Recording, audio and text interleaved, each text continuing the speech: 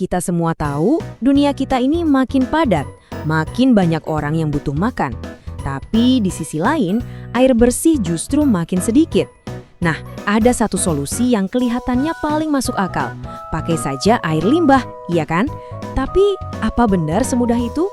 Nah, ini dia pertanyaan intinya. Coba deh bayangin, bisakah air bekas pakai kita sehari-hari, air yang kotor itu, dipakai buat menanam makanan yang nantinya bakal kita makan?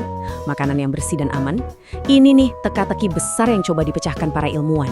Jadi, masalahnya tuh gini, air limbah itu ibarat pedang bermata dua.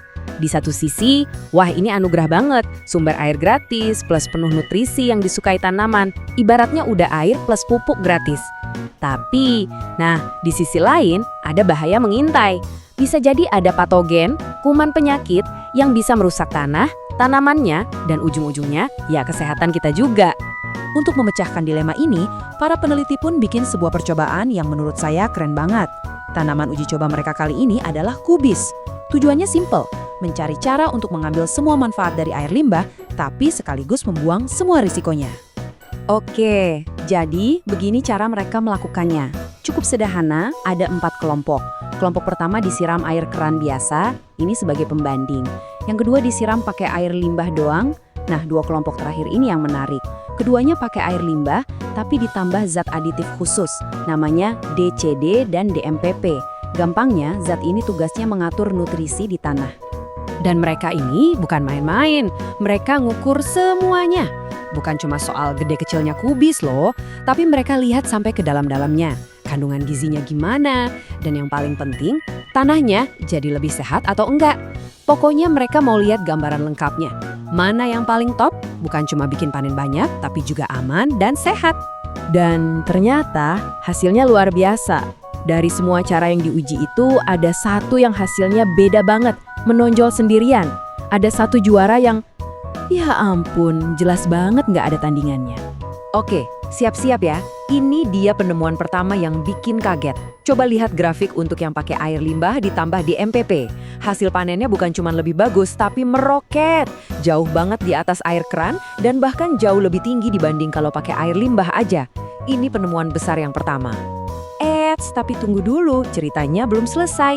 Ini dia pukulan gandanya.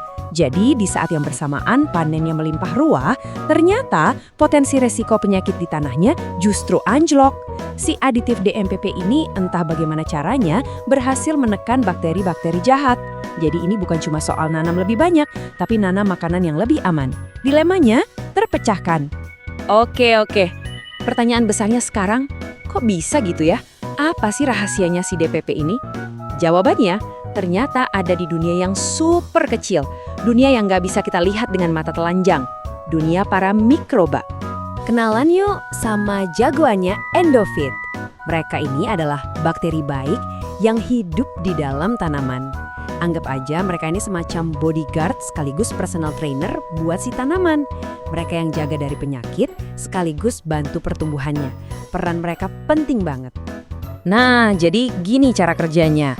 Si DMPP ini bertindak kayak arsitek lingkungan gitu buat para mikroba. Dia menciptakan kondisi yang pas banget buat bakteri-bakteri baik buat tumbuh subur. Dia seolah-olah merekrut pasukan baik. Misalnya Myxococcota, si pemburu bakteri jahat. Terus ada Gematinodonta, si tukang subur. Dan Actinobacteriota, si ahli daur ulang nutrisi. Keren kan? Oke, sekarang kita coba mundur sedikit dan lihat gambaran besarnya. Kenapa sih penemuan ini penting buat kita semua?